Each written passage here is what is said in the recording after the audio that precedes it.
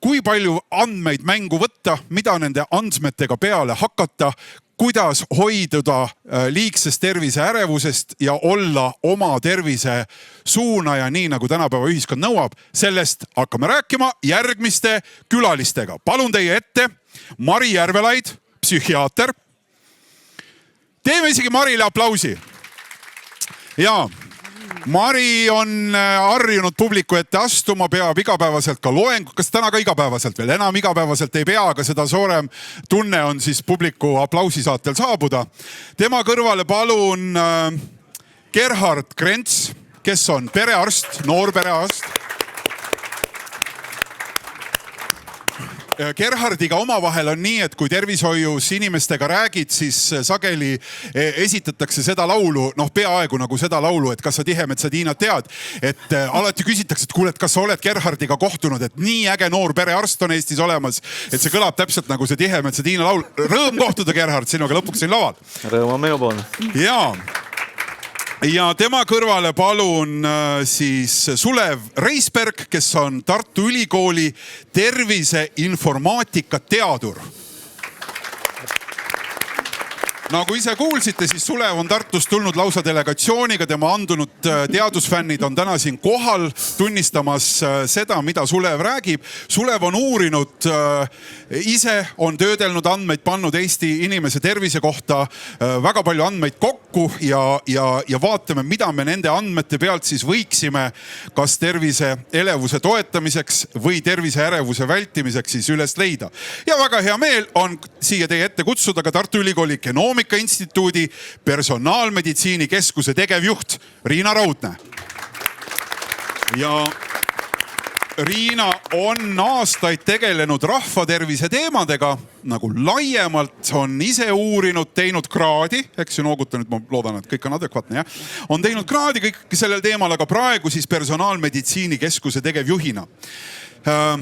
Ja meie arutelu pealkiri, olgu see veel öeldud, tervise ärevus või tervise elevus. Ja võib-olla nagu väike selline kiire sissejuhatus teil kõigilt selline üks mõte, et miks täna selline tervise teadlikkuse kasv ühiskonnas nagu on tuntav või tunnetatav. Tervise teadlikkuse kasv, ma julgen väita, et see on just olemas, isegi kui siin perearst vaatas mulle kohe alt kulma otsa ja mulle meenus ka statistika, et Eestis ligi pool, kas kuskil 40% on inimesi, kes on sirgjooneliselt vastu hammaste pesule, eks ju, kes ütleb, et see on nagu üleliigne, see on jama, mida ei ole vaja inimesele, aga ikkagi ma julgen öelda, et see tervise teadlikkuse kasv toimub. Miks, Mari? Infotulv. Tähendab, et kõik see maailm liigub meil ju kiiremini ja ega siis meditsiin ja teadmine ei ole sellest maha jäänud. Iga päev tuleb meil kogu aeg, eks ole, midagi uut tarkust, mida me tahame siis ära proovida ja teada. Me ei taha sellest ilma jääda. Ehk siis ütleme, et meie populatsioonis on olemas mingi selline ülisensoorse tunnetusega, ülitundlik nagu inimeste grupp, kes võtab väga kiiresti asju omaks. No inimesele on see antud, et ma pean kuuluma, eks ole, sellesse karja ja sarnanema karjajuhiga. Ma ei saa ju maha jääda, eks ole, mul peab samasugune kell olema. Saab küll, noorhel oli käsi paljas seal täiesti, ainult Avel oli kell. Minul ka. Nii?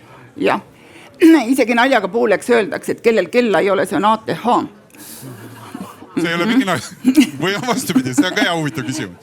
Et selles mõttes, et me tahame ju kaasas käia ja elu läheb, eks ole, kiiremaks, seda on mõõdetud, kui palju teadusartikleid tuleb, eks ole, produtseeritakse, kui palju on ajakirju ja me tahame ju saada sellest progressist osa. Näidata, et me oleme progressiivsed. Riina, miks terviseteadlikkuse nagu teema justkui on nagu kogu aeg rohkem luubi all?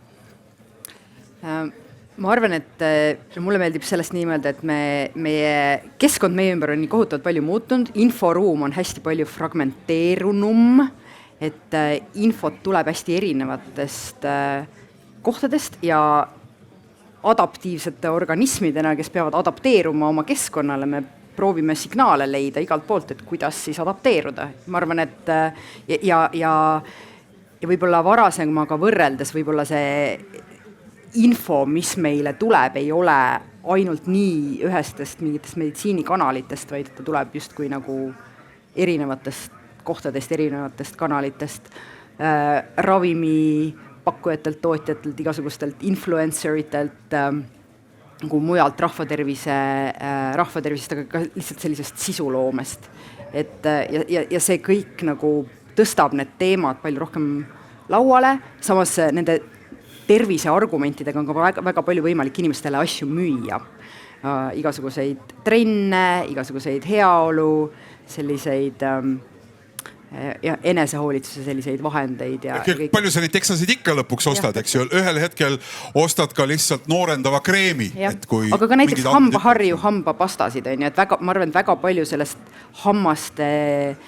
hambapesu teadlikkusest näiteks on meile tegelikult kohale toonud erasektor oma sooviga meile neid asju müüa. Tegelikult ikkagi ei ole vaja? Ei, ma arvan, et on vaja ja on kasulik ka, et see info tuleb mitmest ruumist ja nii ongi.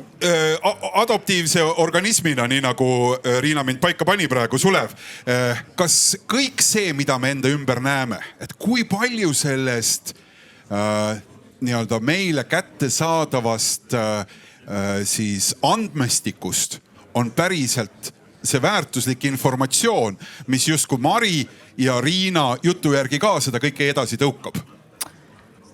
No kindlasti tehnoloogia areng on toonud selle tõesti, et neid igasuguseid mõõdikuid ja mõõtvaid seadmeid on järjest rohkem ja kindlasti me mõõdame palju rohkem, kui me sellest tegelikult kasulikult ära üldse kuidagi kasutada suudame. Ja see on kindlasti ka üks hädasid, et jah, me võiks igat pidi ennast nagu mõõta ja joone peale panna ja edetabeleid teha, aga kui palju me päriselt inimesele oskame midagi sellist öelda, mis talle kasulik on, see on üks suur küsimus, et võib-olla see kasu küll tulevikus tuleb kõikide nende seadmetega ka, aga praegu me oleme sinna poole alles teel. No Gerhard, kuidas perearsti kabinetis oma nimekirja ka kohtudes, patsiente vastu võttes, kas see tunnetus, et teadlikkuse kasv on miski, mida me näeme, et kas see jõuab sulle perearstina ka kohale? Ei, absoluutselt. Et kindlasti, ütleme, patsient teab praegusel ajal kindlasti palju rohkem, kui ta kunagi teadis, arvestades seda infolevikut. Küll aga endiselt on see ainult see puhas see teadmine ei ole ilmtingimata see, mis aitab meil paremate tervise tulemusteni. Ehk siis, et patsient on pärast ravi või mingid sekkumisi tervem, kui ta oli näiteks enne sinna kabinetti astumist. Et see, et ma lihtsalt tean selle kohta, ei tähenda ilmtingimata, et tulemus on parem, sellepärast et see teadlikkus võib olla hoopis piduriks sellele, et see tulemus parem on, kuna sageli olles teema võõras, siis on, ma ei tea, võib-olla kuulajad on tuttavad sellise nähtusega nagu Dunning-Krugeri efekt.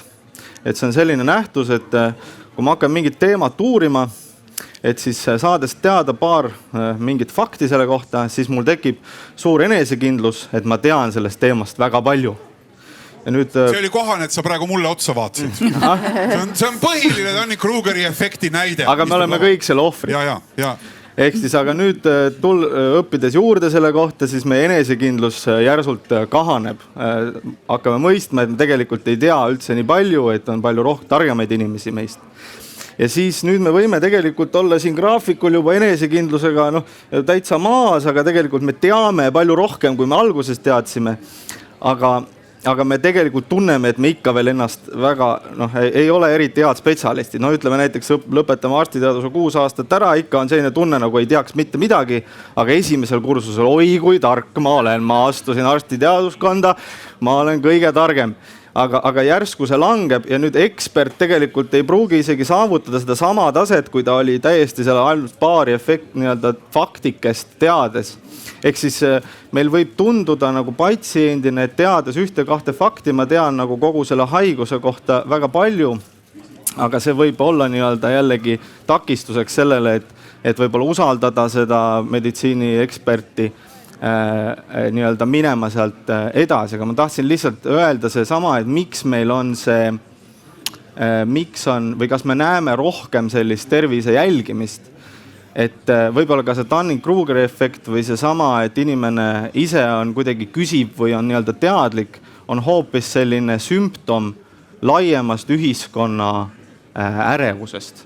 Et selline foon ärevus kogu ühiskonnas, mida nii-öelda kasvatab igasugu sõjad ja pandeemiad ja muud sellised pingelised asjad maailmas, võivad sellise üldise ärevuse inimesel üles ajada, mis kutsub temas keskenduma asjadele, mida ta saab kontrollida. Sõda ta ei saa, pandeemiat mitte, küll aga võib-olla ma saan kontrollida oma tervist, oma söömist, oma liikumist ja siis see fookus läheb väga tugevalt nendele asjadele ja võib-olla see tervise jälgimine ja rohkem nii-öelda kuidagi selline ohjade haaramine ja vägisi selle hobuse, mis see tervis on, juhtimine on hoopiski sümptom sellisest üldisest ühiskonna ärevusest. No väga hästi sa sõnastasid ära selle dilemma või selle ambivalentsi, mille pärast me täna siin koos oleme. Aga ma paneksin nagu ühe asja veel enne juurde siia.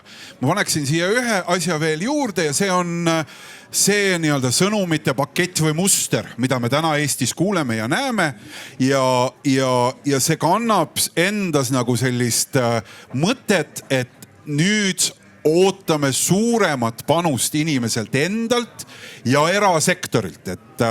Et see on miski, mida ka see valitsus, aga ka varasematel aegadel ja kordadel nüüd siin paar viimast aega ja apelleeritakse sinna näitena siis Tervisekassa seisule ja inimese tervisenäitajatele ja et me ootame seda nagu panust. Ja selle juures mind jälitab kogu aeg see mõte, et kas see, millest räägitakse, on märk sellest, et tervis on muutumas nagu meie isiklikuks projektiks. Ja ka see küsimus ei tule ju tühja koha pealt, sest et me teame, et meie tervishoiusüsteem üldiselt näeb ette sellist patsiendi autonoomiat. Mina arstina ütlen, aga sina ikkagi otsustad, eks ju, et kas sa teed või ei tee. Aga ma ikkagi ütlen sulle, et sa teeks, eks. Et nüüd kas me liigume sellest lahti ja lähemegi tõsisemalt patsiendi poole, kus patsient päriselt rohkem vastutab, või see on lihtsalt see haip, mis tuleneb sellest, et meil on väga palju tehnoloogiat küljes. Meil on, minul, Avel on küljes andurid, mis ütlevad meile midagi ja me selle kaudu justkui saame rohkem juhtida. Riina, ma ei luba sul vastata väga pikalt, aga kui sa proovid kompaktselt, kumb see on? Mul praegu kadus ära, et mis ne kahe vahel... Kas see on see lihtsalt, et minister ütleb, et kuulge, te peate ise enda eest hoolitsema rohkem? Raha ei ole? Või on see, et meil ongi rohkem informatsiooni ja me liigumegi sinna poole, et inimesed saavad paremini jälgida oma tervist ja teevad teadlikumaid otsuseid? Ma arvan, need mõlemad võivad korraga tõesed olla ja siis võib veel olla mitmeid asju korraga tõesed, on ju. Et mina muretsen siin selle juures kõige rohkem ikkagi sellepärast, et ma ühelt poolt olen väga selle poolt, et kõik inimesed peaksid oma tervisest võimalikult palju teadma, sest et tegelikult nagu see tervise juhtimine on just nimelt oma elus adapteerumine. Et iga kord, kui me lähme poodi, me tegelikult teeme mingeid valikuid oma tervise jaoks. Kui me otsustame, kaua me magame, me teeme samamoodi neid valikuid, kaua me scrollime, et see on nii nagu iga päeva integreeritud ja ma ei näinud su valikute, või ma ütlen, et nende valikute puhul minu meelest see oht ongi taandada kõik see sellisele indiviidi tasandi otsustele. Samas selline hea ennetus ei toimu alati indiviidi tasandil. Me oleme hästi sotsiaalsed olendid, me teeme seda, mida teised meie ümber teevad, me teeme ka palju selliseid asju, mida keskkond meil aitab teha, on ju. No näiteks alkoholi suitsetamise poliitikad või taolist tüüpi asjad või siis nagu need laiemad diskursused, mis tervise kohta levivad ühiskonnas, et kui palju me mingit tüüpi haridust näiteks juurde teeme. Eks see on tegelikult lai skaala asjadest, kus need kaks minu poolt toodud asja mängivad mingit teatud rolli. Ja ei mängi sinu arvates põhirolli see, et me ei jaksa nagu nii sellist tervishoiusüsteemi, nagu me oleme siiamaani üles ehitanud, me ei jaksa seda ühiskonnana üleval pidada. Ma arvan, me ei jaksa seda ühiskonnana üleval pidada ja sealt siis tuleks tegelikult investeerida ettepoole ennetusse hästi palju süsteemsemalt, mitte jätta see ennetus tegemata ja siis lihtsalt öelda, et inimesed vastutagu ise oma äranägemise järgi, selle järgi, mida nad Delfi sisuturundusest loevad ja mis nad sellest aru saavad. Ma arvan, et see ei ole hea lahendus. Ja ma arvan, et inimesed tihti on meil sinna nagu hetkel jäetud. Okei, Mari, kas me kõigepealt arvestades, et kuhu inimesed on jäetud, et kas me peaksime ära defineerima ja mulle tundub, peaksime ära defineerima ka selle, et mis on nagu tervise ärevuse ja tervise elevuse vahe. Et kui Gerhard juba arstina ütles, et tema näeb seda ärevuse ohtu, et mis see ärevus siis on, mida me peame kartsma ja mis see elevus siis võiks olla, mida me võiksime tahta? Ma astuksin ühe sammu tagasi, eks ole. Ja ma väga siiralt nagu vabandan, aga minul isiklikult jääb kogu aeg selline mulje, kui keegi ütleb, eks ole, see on hea juhtimise väga hea näide. Vastutuse kellelegi teisele delegeerimine. Kui me paneme tervise, teadlikkuse, tervisliku käitumise, vastutuse täie mahuga iga indiviidi peale, siis vabandage väga, teine pool on, me natukene poeme peitu ja ei võta seda vastutust endaga. Et selle vastutuse panemisega käib ju kaasas, kui ma võtan selle vastutuse, siis ma pean ju, eks ole, pingutama ja sellega kaasneb ilmselgelt ka muretsemine ja ärevus. Kui me mõtleme inimese loomust, me oleme siin erinevad põlvkonnad, eks ole, mina võiks teile emaks olla, eks ole, ja kui ma mõtlen oma vanaema peale ja see, kuidas tema, eks ole, defineeris, soovitas ja ütles, siis need väited kõik kehtivad seniajani. Ja mida tegi laps, eks ole, lõuna ajal jooksis väljas, kõht läks tühjaks, võttis, eks ole, kastis saia märjaks ja surus suhkrutoosi, õhtul sai küll pahandada, eks ole. Ei läinud paksuks. Ta ise sai aru, kuna tal oli kõht tühi. Keegi ei pidanud küsima, laps ütles, ma tahan juua, ma tahan süüa, ma tahan magada. Praegu on see kõik ette nähtud. Kuna sa sööd, mida sa sööd, kas sa jood, kuna sa jood. Ehk selles mõttes selle vastutuse nii-öelda loomuliku osa äravõtmisega me tegelikult ju genereerime seda liigset muretsemist, hirmutunnet, kas ma käitusin õigesti. Eks see tuleneb mõnes mõttes sellisest teadmatusest ja mõnes mõttes nagu ette antud süsteemsest funktsioneerib. Mul ei lasta olla mina ise ja mulle kangesti meeldib see, mis Fred Jüssi jõudis öelda, eks ole, et üks molutamise päev võiks olla. Või et me iseendaga oleksime kontaktis ja saaksime aru, mida mina tunnen, mida mina tahan, mis on minu vajadus. Kas mu süda lööb liiga kiiresti või on mul rahu südames? Aga ma ikkagi nüüd tahaks jõuda selle ärevuse juurde ka. Ma saan aru, kus see ärevus tuleb, see on väga toredasti selgitatud, aga kus see huvi, mida Gerhard ütleb, et ta näeb, et see kasvab üle teatud olukordades ärevuseks, tuleb ta siis teadmatusest, harjumatusest, eks ju, iseendaga tegeleda, et kuidas me teda defineerime, kus see ärevus muutub diagnoositavaks? Nüüd tuleb meil tagasi minna vanusesse 3-5 eluaastat. See on vanus, kus arenguperioodis laps õpib oma ärevuse ja hirmudega toimetulekut, jäljendades oma lapsevanemaid. Kus on lapsevanemad, kui laps on 3-5 aastat vana ja kus on laps, kui laps on 3-5 aastat vana. Kõik need situatsioonid, mida ta näeb, hirmutavad, ärevuks tegevad stressisituatsioonid, kuidas vanem seda lahendab, laps õpib nende pealt. 3-5 ta on lasteaias. Ja lapsevanem on? Tööl. No tõenäoliselt tööl. Ja võt sealt ta enamasti tulebki. Lisaks on muidugi perekondlik, eks ole.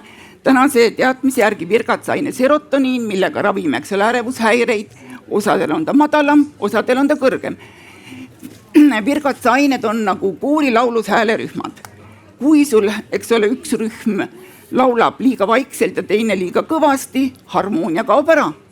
Ja siis tuleb perearst, eks ole, kes siis serotoniini tagasiaarde inhibiitori paneb.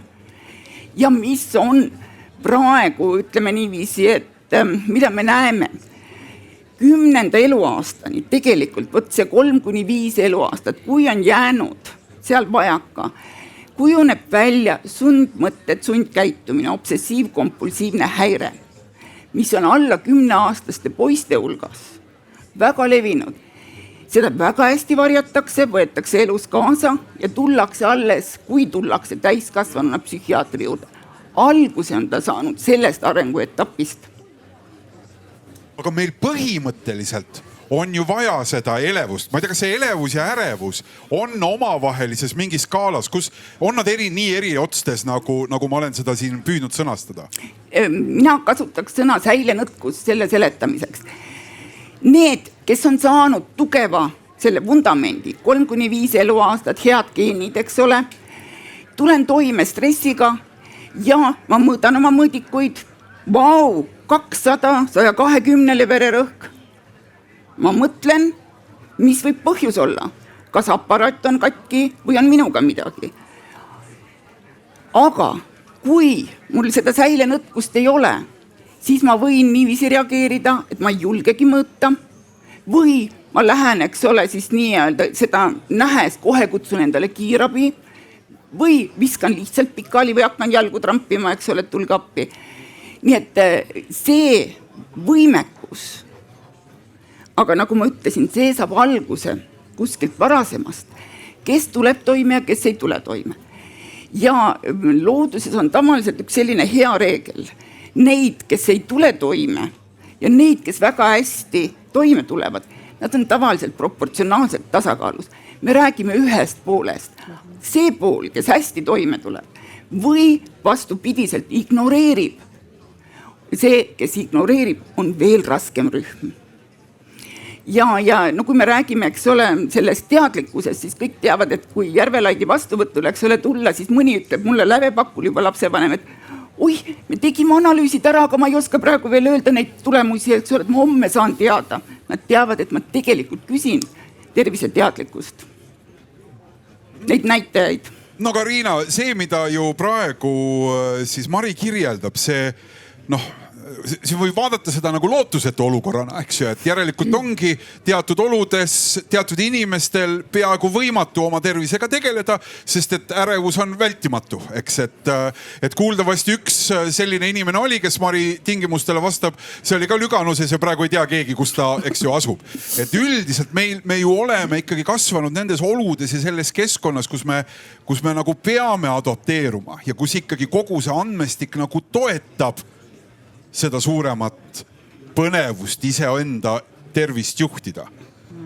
Kuidas seda siis peaks hakkama korraldama nii, et see ei jõuaks ärevuseni, vaid püsiks selle elevuse ja teadlikkuse juures? Ehkki Mari mulle ikkagi selle elevuse definitsiooni ei andnud päriselt.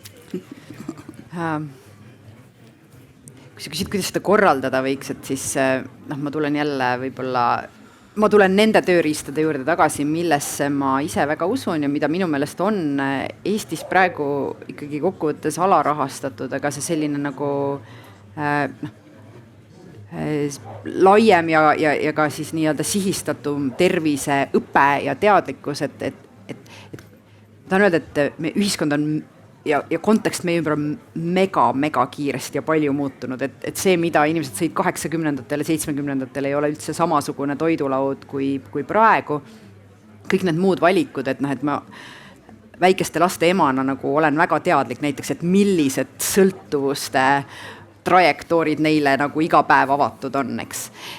Me peame selle kõigega kuidagi adapteeruma ja siis minu tunnetus on, et me saame anda inimestele nagu ikkagi väga nagu adekvaatset ja head infot selle kohta, kuidas proovida adapteeruda ja jällegi inimesed tavaliselt ei tee käitumisi üksi, vaid nad teevad neid gruppides, et nad söövad gruppides, nad kasutavad oma nutiseadmeid rohkem kui teised ka neid kasutavad, et kui laste sõbrad on nutiseadmetes, siis ka nemad on rohkem nutiseadmetes, eks, et meil on, minu meelest on vaja teha selliseid terviseedenduslikke algatusi, mis on tõenduspõhised ja mis on väljaspool ja enne meditsiinisüsteemi, nagu enne kui inimesed arsti juurde jõuavad, võiks neid võimestada ja mul on tunne, et kui nagu grupid on võimestatud, siis ka kõik need kõige nõrgemad ja kõige ärevamad inimesed seal on samamoodi tegelikult võimestatud nendest grupinormidest, sest et grupid elavad koos. Selle grupi võimestamise juurde tahaks korraks ka eraldi minna, selles mõttes, et kas piisab sellest, kui ma tean, et 10 000 sammu tuleb teha ja võin uskuda, et sellega on kõik korras, et see justkui on selline meditsiinieelne, eks ju, võimestatus, aga mulle tundub, et see alati ei tööta või me paneme fookuse 1, 2, 3, 4, aga mitte rohkemale, eks ju, ja sellest ei pruugi piisata, aga Gerhard tahtis. Ma tahtsin lihtsalt enne, kui me liigume selle teema juurest edasi, mille sa ise tõstatasid esialgu, et kas see rohkem infot tähendab, et me liigume nagu päriselt patsiendi autonoomia suunas. Et ma lihtsalt tahtsin sellele vastanduda, et ma arvan, et see ei ole nii, et need ei ole omavahel ilmtingimata seotud või üldsegi mitte seotud. Et ma arvan, et on väga tähtis see, et me liiguksime selle patsiendi autonoomia suunas sellest paternalistlikust meditsiinist, kus me oleme tulnud, olgugi, et see viimane on väga efektiivne viis, kuidas käsitleda, küll aga ütleme massi poolest, aga mitte tervise tulemi poolest. Sellepärast, et kui ma ütlen Sulevile, et hakka nüüd iga päev jooksmas käima, aga talle üldse joosta ei meeldi, no siis ta ei lähe sinna jooksma, olgugi, et alternatiiv näiteks oleks jalgrattasõit, mida võib-olla Sulevile väga meeldib teha, ehk siis see, et anda patsiendile valikud ja tema ise valib selle endale sobiliku tee, on palju parem selle tervise tulemi poole viia, ehk siis et kui me uurime rohkem, teeme rohkem analüüse, uuringuid, anname inimesele rohkem infot, see ei tähenda ilmtingimata, et nüüd selle põhjal, et nüüd tema on autonoomsem selle info kuhja all. Et me võime ka selle väiksema infoga saada inimese autonoomsemaks ja need tervisetulemid seevõrra efektiivsemaks, et need asjad ei ole omavahel seotud. Lisaks aga mis sellele autonoomsusele siis kaasa aitab teie meelest? No selles mõttes, et ma lihtsalt ütlen, et see ei ole see info. No selles mõttes, et ma võin, et näiteks, et kui ma annan sulle lehe kõigi sinu vereanalüüsidega, et siis sul on rohkem infot, aga see ei anna sulle rohkem võimalust valida. Et see on ikkagi, ma pean ju aitama sul neid valikuid teha, aga see valija pead olema ikkagi sina ise. Et kui mul on nüüd suurem hulk infot, siis see võib aidata seda, kui ma oskan sulle kuidagi mingisugused valikud nagu kokkuvõtlikult teha ja presenteerida seda, see ei ole sama, mis see, et ma lihtsalt annan sulle suure hulga infot. Näiteks see, et sul on see kell, mis mõõdab sind, siis sa mõõdad vererõhku kogu aeg, siis sa jälgid, mida sa sööd, iga amps, mis sa paned ja mõtled iga hetk selle peale. Et pigem on seal tähtis see, et see patsient tuleks sinna ravimeeskonda, et ta teeks neid valikuid ise, et talle antakse valik, et ma ei ütle siin, et siin pigem on see suurem osa sellele, et meditsiinisüsteem või meditsiinitöötajad ise võtaksid selle rolli, et see patsient teeks neid otsuseid rohkem ise, kuivõrd see, et me anname selle ühe valiku ainult, et nüüd me teeme nii. Et see rohkem infot ei tähenda ilmtingimata, et meil rohkem autonoomiat on.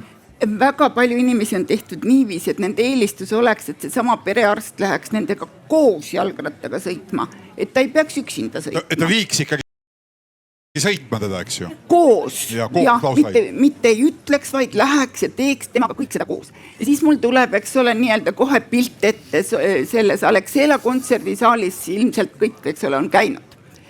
Paneme perearsti sinna lava peale, üksinda istuma. Seal on 1800 istekohta.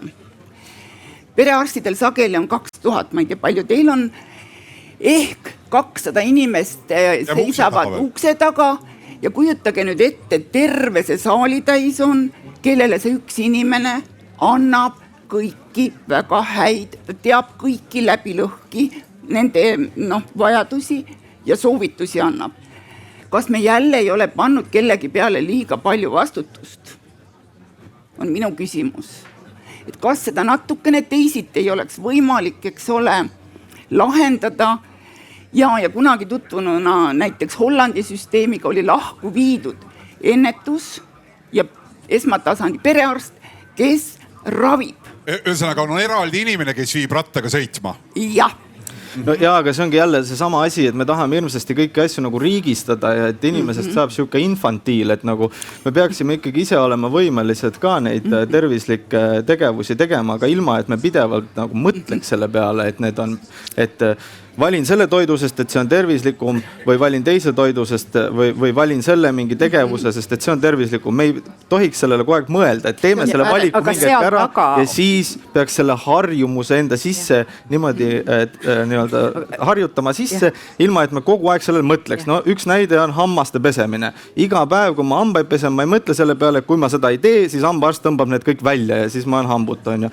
Või iga kord, kui ma lähen trenni, ma ei mõtle, et kui ma ei lähe trenni, siis ma 10 aastat varem suren maha või saan infarkti, on ju. Et noh, mul on see põhjus, miks ma seda teen, ei ole selline, et ma pidevalt mõtlen selle peale, vaid see on lihtsalt tervislike harjumuste kujundamine ja see ennetus ei pea olema ka üldse meditsiinisüsteemi osa, seda võib teha ema, et see on ka nagu ära ununud, et mulle tulevad ka väikeste laste vanemad kogu aeg ja siis noh, sellised väga elementaarsed asjad, et kuidas mähkmeid vahetada on nagu ei oska, on ju. Et noh, et see perekonnad enam ei ela koos, selline perekonna, ütleme, mälu ei lähe nagu edasi, siuksed väga lihtsad laste mured ununevad ära, et tegelikult perekondadest see teadmust võiks nagu siirata järgmistele põlvkondadele. Kui sul ei ole vanavanemaid näiteks või vanavanemad elavad väga kaugel. Ema ikka võiks olla. Aga kui ei ole. Vähemalt sünni poole. Minu ema on surnud. Selle võiks protokollida. Aga siin oli väga hästi loomulikult kõigil ei ole ei valevanemaid, mõnel pole ka ema kahjuks, aga see ei ole, ütleme, suurem osa meie rahvastikus. Ärme jää sellesse punkti kinni, et terviselava soovitus, ema võiks ikkagi olla. Ärme selle juurde. Aga ma tulen korra selles mõttes, et ma osalesin ühes uuringus, mille Sotsiaalministeerium tellis ja me vaatasimegi siis, et mis erinevad ressursid on nagu väike laste vanematele toetuseks saadaval ja siis üks osa sellest analüüsist, mis ma tegin, olid need igakuiste kohortide beebigrupid ja ma nagu analüüsisin seda sisu seal ja noh, oligi väga palju tegelikult kasutati neid gruppe, seal on juunibeebid on ju ja augustibeebid ja jaanuaribeebid, kasutatigi, et noh, näiteks mul on nagu laps ei kõnni veel, aga tal on nüüd mingeid saapaid vaja, on ju, et noh, mis ja kus ja mis brändeks, aga samamoodi on ju, et noh, et kaka on roheline, kollane, pruun, lilla, et mis ma teen, eks, ja siis tuleb seal mingi 70 vastust, mõned neist on ju 3-kordsed emad, 4-kordsed emad, nad teavad täpselt, mida teha, kui kaka on roheline või noh, et täpselt sellised nagu elulised asjad on ju, mille kohta sa võib-olla ei tea veel, kas on vaja arsti juurde tingimata pöörduda, aga sa ei oska neid, sellepärast et sul ei ole kunagi beebit olnud, su ema on surnud ja sa ei ole varem beebidega kokku puutunud ja usu mind, tänapäeval on selliseid inimesi, kellel nii on ju, aga neil on tegelikult vaja kuskilt seda infot ammutada. Ja sinna juurde on kohustus olla õige, eks ju? Kohustus olla õige ja siis sa võid veel saada arstilt riielda, et sa nagu kuulad liiga palju sotsiaalmeediat. Aru saada, Sulev? Jaa, see on nagu palju teemasid juba läbi käinud ja ma mõtlen, kust ma nüüd otsa kinni võtan, et esimene asi on see, et ma olen ka tegelikult seda meelt, et inimesed nagu on muutunud natukene või õigemini inimesed on õpetatud, et te olete abitud, et te ei saa ise hakkama, et te peate minema arsti juurde vanasti 100 aastat tagasi, eks ole, inimene võib-olla ei satnudki arsti juurde elu jooksul, aga nüüd lähme sünnitama, lähme hambaarsti juurde, lähme töötervishoiuarsti, lähme mis iganes, iga kord peab arsti juurde minna, mis ei tohigi midagi teha. Ma arvan, et tegelikult inimene kui olevus on üsna sitke olend, et ta võib isegi paraneda sõltumata, eks ole, arsti poole pöördumisest. On olnud näiteid? On olnud näiteid, et selles mõttes ilmselt, see on minu veendumus, olles mitte arst, eks ole, et tegelikult ilmselt on inimesed pöörduvad arsti juurde liiga palju. Ja üks põhjus ongi seesama ka, et need mõõteseadmed, millest me rääkisime ja tulevad internetist otsitud teadmistega, tulevad arsti juurde, paluvad selgitust isegi olukordades, kus seda ilmselt ei oleks üldse vaja. Et parem oleks, kui see inimene poleks üldse seda lugenud. Ja võib-olla üks põhjus ka, mis ma siin taga nagu... Eks sa ütled, et tema küsimus ei olnud tegelikult õigustatud ja et oleks hea, kui ta ei oleks... Ta võib-olla oleks elanud õnnelikumalt ilma selle küsimuseta, jah. Okei. et aga mõtlen, et siin võib-olla kohati on nagu taga see, et eks taga on ju ikkagi hirm. Hirm on see, et äkki mul on midagi võib-olla tegemata või et äkki ma suren ära või Et äkki ta ei tunne ennast ja, hästi. äkki naaber elab must kauem või midagi sellist, et siis ma äkki lähen otsin välja, ostan selle kellakese, eks ole, ja otsin internetist paar asja, siis lähen perearsti juurde küsima, et noh, mis see kõik nagu oli, on ju. Aga tõenäoliselt siin taga on ka sihukest ja meie meditsiinisüsteemis kindlasti ka on palju ebaefektiivsust. Ehk siis tegelikult võib-olla ma ei usalda seda arstisüsteemi, et äkki mul ei tehta kõiki neid asju, mida tegelikult peaks tegema ja kindlasti ka neid näiteid ongi päriselt. Et just viisime läbi siin ühte südamepuudulikkuse uuringut, eks ole, et haigus, mis peaks peaaegu alati diagnoositama vähemasti varasemate sümptomite puhul juba perearsti juures, aga me näeme, et kolmandik saab oma esimese diagnoosi kuskil erakorralise meditsiini osakonnas. See ei peaks nii olema. Ja tõenäoliselt see tekitab mingit usaldamatust selle süsteemi vastu, mis võib-olla on üks põhjus, miks ma siis hakkan nagu ise uurima enda kohta ja võib-olla teiste kohta ka veel, lapse kohta. Tahtsin jätkata lihtsalt sellega, et tõesti, et meil on olnud pigem ajalooliselt selline mure, et inimesed ei pöördu nagu õigel ajal. Aga siin on nagu niisugune huvitav regionaalne nagu eripära, et kui ma olen kuskil maapiirkondades töötanud, siis alati tuleb minu juurde selline patsient, kes on nagu õpikust välja võetud. No see haigus on nii kaugel, südamepuudulikkus on nii kaugel läinud, ta on varba otsast lõuani turses, ta ei saa hingatada, pole juba 3 nädalat saanud pikali magada, ta magab ainult istuvas asendis, seda kopsud on vett täis, eks ole, ja kõik sümptomid on olemas, mis ühel südamepuudulikkusega, ägenenud südamepuudulikkusega patsiendil on. Ja siis me üritame teda haiglasse saada, et see on ehtne haiglapatsient, no kohe oleks vaja minna. Ei, haiglast tullakse välja ainult jalad ees. Ja tema sinna ei lähe, eks ole, et viimane häda. Aga nüüd, kui ma olen linnapraksises töötanud, siis tuleb minu juurde patsient, kellel aeg-ajalt tead vahepeal kuskil siin midagi torgib. No see on selline sümptom, mida on 1000 haigusel. Ma ei oska sellele sõrme peale panna, mis see häda on. Ehk siis tullakse nagu nii vara, et seda ei ole võimalik veel diagnoosida. Ma võin kõik uuringud ka teha, sealt ei tule see välja, see haigus ei ole nagu välja arenenud veel. Ehk siis me oleme üritanud, nagu me oleme selles ajas, siis me mõtleme, et inimesed peavad tulema nagu varem. Jah, tõepoolest, see on õige, aga mida rohkem me seda räägime, et tulge varem, seda varem hakkavad ka need inimesed tulema, kes on nagu natukene ärevad oma selle tervise suhtes. Seega ma nagu tulles selle ärevussõna juurde, ma arvan, et sihukest asja nagu tervise elevus põhimõtteliselt ei ole olemas. Ma arvan, et see on ainult juhul, kui sa võib-olla oled üritanud pikka aega rasestuda ja siis järsku avastad, ohoo, ongi rasestus, vot see on elevus. See on raseduselevus. Ja see on elevus, aga nüüd see ülejäänud asi on väga kahtlane. Ja siis ma tahtsin Sulevile lihtsalt siin selle teema jätkuks, et aina rohkem pöördutakse nii, et ma palun selle slaidi nüüd, mida ma olen. Ja, paneme perearsti slaidi. Et ma lihtsalt üks päev siin vaatasin tervise, hakkasin tundma, et hirmus palju patsienti käib, kõigil on palju muresid, eriti pärast seda COVID-i aega. Et on palju rohkem patsiente, siis ma võtsin Tervise Arengu Instituudi andmed ja siis natukene tegin mingi graafikut, siin hästi palju säbru. Aga kui te vaatate lihtsalt, et mis siin on, eks? See roheline tulp on perearst ja õed, perearstide ja õdede juurde visiite kokku.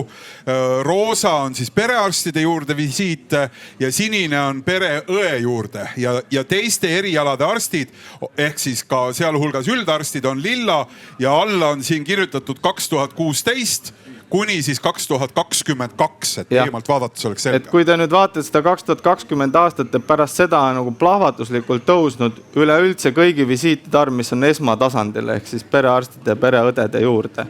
Ehk siis teiste erialade juurde on jäänud suhteliselt samaks vastuvõtud arv, aga üldine kontaktid siis oma perearsti või pereõega on järsult kasvanud väga palju. et see lihtsalt ongi minu arust või mulle tundub, siin ei ole mingit põhjalikku analüüsi taga, need on lihtsalt toorandmed, mida ma olen siia kuvanud ja me võime ainult spekuleerida, mida see võib tähendada. Aga lihtsalt see, et aina rohkem inimesed igasuguste asjadega pöörduvad meie poole. Ja pöörduvad ka mitte ainult need, kellel päriselt võib-olla on mingisugune haigus, mis ravi vajab, aga ka täpselt see, et ma nüüd kuskil midagi määrasin, ma tegin, olin geenidoonor, nüüd tulid tulemused. Mis see tähendab? Et kõik need asjad sinna juurde lisaks sellele, et see inimene, kelle kopsud on täitsa turses ja me peame ta kohe haiglasse saama. No ta ei saa lihtsalt internetti kunagi, et muidu ta, eks ju. Nii, aga Mari? Väike kommentaar, mul jääb mulje, eks ole, kas ei ole tegemist sellega, et kõigepealt vastutus inimesele delegeeritud oma tervise eest ja nüüd inimene delegeerib selle oma perearstile. Perearst vastuta, see, mida ma näen, et see ikka kõik õige on. Ega inimene ka loll ei ole. No võt, see ongi see, et miks me seda autonoomiat rohkem vaja on, et eks meil kohati on ikkagi probleem selles, et tuleb patsient uksest sisse, ütleb, et viskab ennast kušetile selile ja ütleb, tehke mind terveks. Et paratamatult on nagu see, et ma väga toetan seda, et me võiksime rohkem olla tervise teadlikud selles mõttes ilma, et me pidevalt nagu muretseks selle pärast. Aga tehes neid elades sellist elu ilma, et me mõtleks kogu aeg, et need on tervislikud asjad, mida me teeme. Näiteks, et kui mul väga palju inimesi käib seljavaluga vastuvõtus, eks ole, 90% kogu rahvastikust kogeb mingi hetk oma elu jooksul seljavalu, ehk siis see on nagu väga tavaline asi, olgu mure selle seljavalu ümber on hirmus suur inimestel tavaliselt. Ja kõige rohkem aitab, kõige paremini aitab ja kõige efektiivsemalt ja kõige turvalisemalt aitab füsioteraapia, võimlemine, sport. Ja tavaliselt, kui ma küsin inimeste käest, et mis sporti teete? Ei, ma sporti ma ei tee, ma teen palju tööd. Mis tööd teete? Käin aias palju. No jah, aga te olete ju aias siiani käinud, vaata see ei ole nagu aidanud seni, et ju siis on vaja nagu midagi muuta, aga võtta jah, et tahetakse, et ma nüüd teeksin mingisuguse asja, et korda. Aga huvitav fenomen on see, et mitte ei taha lõigata keegi ei taha seda selga lõigata. Paneks lihtsalt käe peale. Ja keegi ei taha rohtu ka võtta, tablett ka ei taha. Aga mis aitaks väga hästi, oleks MRT uuring. No, see aitaks väga hästi. Aga ma ütlen kõigile kuulajatele siin, ma rõhutan, ma pean iga kord seda meelde toetama. Perearsti süsteemis Tervisekassa ei hüvita MRT ja kompuuteruuringuid, nii et nii minu kolleegid kui patsiendid sageli ütlevad, et palun tehke uuring, aga see käib siis oma raha eest. Sulev, kohe saad sina, ma kohe tahan, et sa lisaksid, aga enne Mari sina, ole natukene ju elevust ei ole üldse olemas, ainult raseduselevus. Kuidas meil selle elevusega ma räägin teile 1,5 tundi järjest. Inglis keeles seeking, see on meile sisse programmeeritud. Mis sõna see oli? Seeking, otsimine. See on meile sisse programmeeritud. Me oleme normaalsed, kui me seda teeme. Kui me läheme elevaks... See tähendab seda, et me otsime informatsiooni. See on ka see, mille pärast me perearsti kuulame. Ja kui me seda liiga kaua, eks ole, kogeme, siis me ei märka, me oleme elevil ja siis tuleb keegi, kes meid ära sööb. Nii et meisse kõigisse on sisse programmeeritud, et me saame seda kogeda vaid lühiajaliselt. Kui see seeking on 6 kuud ja igapäevaselt, siis ta pigem on muretsemine, kurnamine ja mitte toimetulekuni, ehk juba me ei ole kontaktis reaalsusega, me ei ole kontaktis iseendaga. Aga ma ütlen ühe väikse kommentaari. Kas perearst ütleb oma sellisele patsiendile, kes seljavaluga tuleb, tõesti 90% inimesi kogeb elu jooksul. Põhjus on see, et me hakkasime 2 jala peal käima. Käi kodus natuke 4 jala peal ja seljavalu läheb üle. Ja see on tõsi. Vaadake inimese konstruktsiooni. Me oleme konstrueeritud 4 jala peal käima. Kõik meie siseorganid on tehtud nii, nagu me käiksime edasi 4 jala peal. See on kingamüüjatele väga hea uudis kindlasti. MRT asemel soovitada 4 jala peal käimist. Ma ei kujuta, mis nimekirjast järgi jääb pärast seda. Nii, nüüd mul on natukene jäänud sellest senisest arutelust nagu jutt, et me just kui nagu nüüd ütleme, et patsient on see kõige rumalam siin ja et ai, eks ole. Tegelikult eks kogu seda situatsiooni seal on ikkagi ju ikkagi ütleme sinu äri ka taga. et äri on ka selles osas taga seesama, et kõik see, mis toidukampaaniad ja toidulisandid ja nahakreemid ja testid, mida iga inimene saab minna ise ostma. Oota, aga sulle ma panen kohe täiesti vastu, et ma olen nagu siin me oleme rääkinud, et kellel lapsed ja nii edasi ja täna hommikul just tuletati mulle meelde seda, kuidas ikkagi nagu meie perekonna üks terviseärevustest ilma igasuguse ärita oli see, et vaata, et sina lapse ootel olles jumala eest käsi üles ei tõsta, läheb kohe nabanöör ümber kaela lapsel. Ehk tegelikult need hirmud, meie tervise hirmud on meid saatnud kogu aeg. Eks ju, nad on lihtsalt olnud teistsugused, nad on olnud teised lood, teised jutud. Nad ei ole olnud võib-olla lihtsalt, et siit torkab natuke, nad on olnud mingid teistsugused, see ei ole ainult äri. Nojah, et eks meie see, mis me siin praegu arvame, me oleme ka kallutatud, et need, kes ellu jäid, on siin, kes saavad ainult rääkida. Ülejäänutel tegelikult olidki. Jah, et selles mõttes päris objektiivne võib-olla ei ole see kõik, on ju, aga noh, ma ikkagi arvan, et ma tegelikult tahtsin selle vastutuseni jõuda selles mõttes, et siin on äri on taga ja kohati on see äri see, et tee see test ja siis, kui testi tulemustega mine perearsti juurde, et see edasi ikkagi see vastutuse lükkame nüüd kellelegi teisele edasi. Et noh, kui noh, siin võib ka küsimus olla, et mingis koha peal on võib-olla need eetilised piirid, et noh, eks ärimehi on erinevaid, eks ole. Aga ma tahan ühe mõtte veel see tuua, et ühest küljest, et siin on täna korduvalt juttu, et Gerhard ja näiteks rääkinud, et on mõned inimesed, eks ole, et kes võib-olla peaksid palju varem sattuma sinna arsti juurde ja mõned, kes võib-olla ei peaks üldse.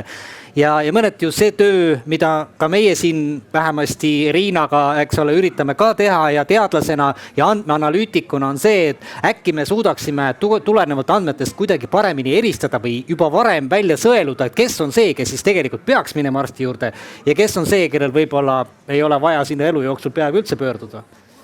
Ma tahan ka siia lisada, et nagu minu meelest siit natuke koorub ikkagi selle potentsiaalne konflikt välja, et noh, et ütleme, meil on palju selliseid varaseid sümptomeid, mis võivad juba elu segada, on ju, et noh, et torgib, võib olla 1000 erineva haiguse sümptom, nagu sa ütlesid, või väsimus või selline ajuudu, on ju, brain fog, öeldakse inglise keeles. Võib-olla täiesti nagu noh, palju mõjutab mind, aga arsti juurde minnes patsient siis saab nagu vastuseks, et noh, tulge tagasi, kui see on teil rohkem välja kujunenud, siis meil on mugavam seda diagnoosida, on ju, aga kui arstil on raske seda diagnoosida, patsiendi elu see segab iga päev, patsiendil on veel raskem seda diagnoosida, et mis see õige lahendus siis oleks, on ju. Ja et see seeking behavior, et see, kuidas mina sellest nagu aru saan, on see, et see seeking on meil adaptiivne käitumine, seepärast, et me üritame seda probleemi lahendada.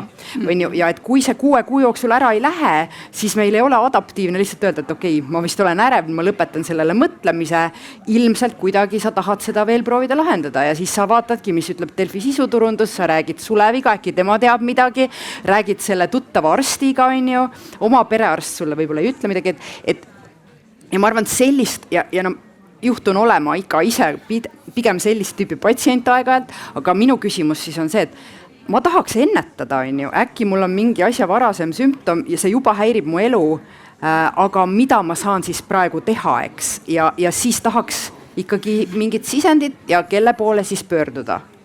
Seda enam, et neid kohti ju, kust otsida. On väga palju. Neid on väga palju ja nad ei pruugi olla alati ka äriga seotud, nagu Sulev ütleb, eks ju, need on inimeste enda kogemused ja lood, Gerhard. Ma tahtsin lihtsalt Sulevi vastuseks, et hea, et selle välja tõid, et siuke mulje, patsient on rumal, seda ei tahaks üldse nagu öelda, et tegelikult võiks olla just nii, et patsient ongi teadlik ja ta teab, et on nagu võrdne partner selles, sest et see on tema tervis, on tähtis sellega tegeleda. Aga nüüd tulles siis nende kergete sümptomite juurde, et mis nagu inimest häirivad, jah, loomulikult, et need võivad olla häirivad. Lihtsalt huvitav fenomen nagu sellise ärevuse või tervise ärevuse juures on see, et mida rohkem me kuidagi fokusseerume sellele sümptomile, seda rohkem me hakkame seda tundma. Noh, näiteks, et te tõenäoliselt ei tunne, et teil praegu riided seljas on, on ju. Aga nüüd, kui ma ütlen teile, või te ei tunne siukseid tavalisi asju, aga nüüd ma ütlen teile, et teil on keel suus, on ju. Ja nüüd see keel on hirmus suur Aga võtame ja ta on kogu aeg nii suur olnud teil, et ta kogu aeg häirib ja nüüd te hakkate mõtlema selle keele peale ja siis ta tõesti on nagu kuidagi suur ja aina suuremaks läheb ja mida rohkem ma uurin arutame korraks endometrioosi näidet. Ärme selle juurde veel lähe. Väga hea näide. Ma saan aru, mis on endometrioosi? jõuame sinnani, aga lihtsalt ma tahan seda öelda, et ajul on siuke huvitav võimekus neid sümptomeid kas agraveerida, tugevamaks teha, aga ka leevendada. Ehk siis näiteks meil on kroonilise valu patsiendid, kellel ei ole leitud pikkade uuringute ja kõikide analüüsidega, mida me saame teha, mingisugust selget põhjust, miks see valu peaks olema nii tugev.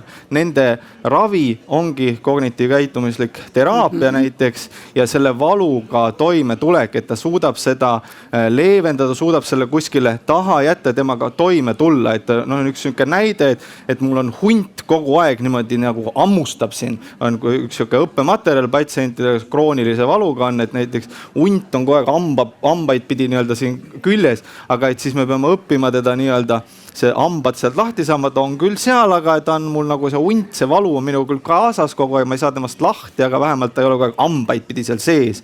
Eks me suudame selle aju panna niimoodi natukene seda valu või neid sümptomeid nagu leevendama.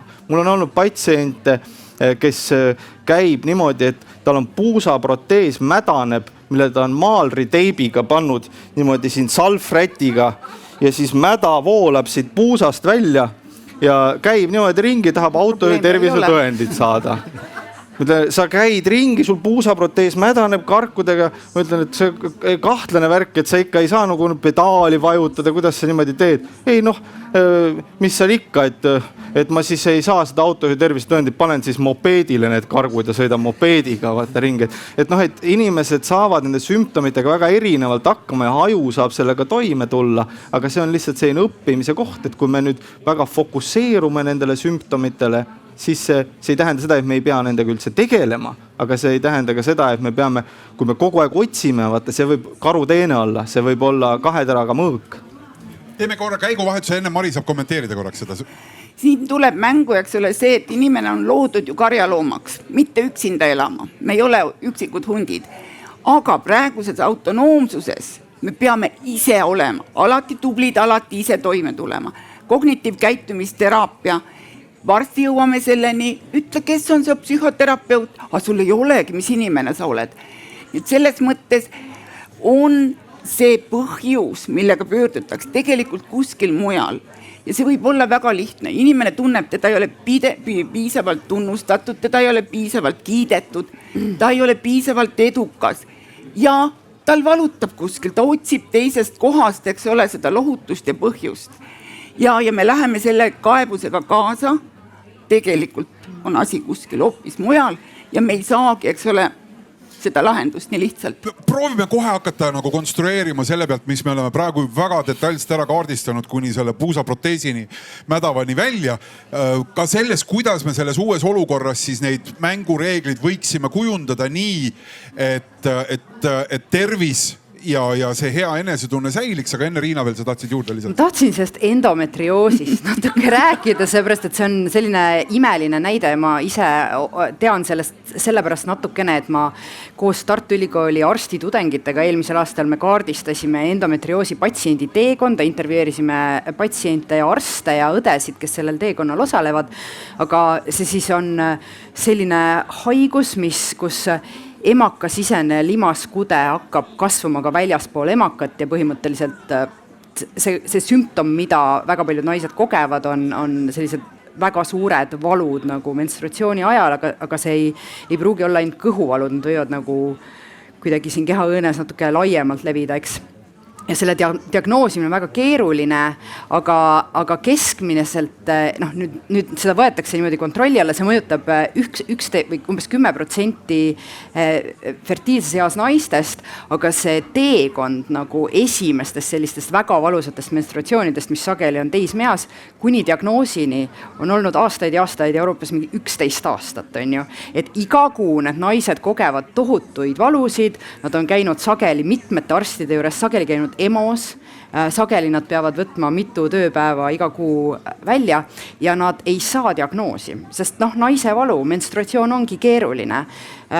võta ibukat nagu, kas te tulete siia jälle mingit tähelepanu otsima.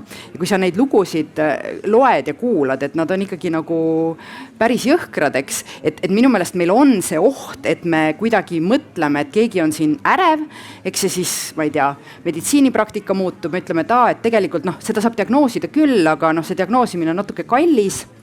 Et ja me diagnoosime seda siis, kui on ju meile hakkab meditsiinipersonalina tunduma, et küllap see naine tahab nagu rasedaks jääda, et nüüd võib-olla teeme selle diagnoosi ära. Aga et siin minu meelest et otsustada, et nagu kellegi jaoks tema mure ei olegi võib-olla nagu nii suur mure, on ju, et las see patsient nagu võib-olla te peaks selle peale keskenduma, et see on ka natuke ohtlik ja minu meelest süvendab seda usalduskriisi, sest et kui ma oleks see naine, on ju, kes näiteks 11 aastat peale neid valusid saab teada, et okei, kogu aeg on sellel asjal tegelikult nimi olnud, see nimi on olnud endometrioos, mulle seda lihtsalt varem siin ei öeldud, et kuidas te mõtlete, et see nagu minu üldist usaldust meditsiinisüsteemi vastu nagu mõjutab?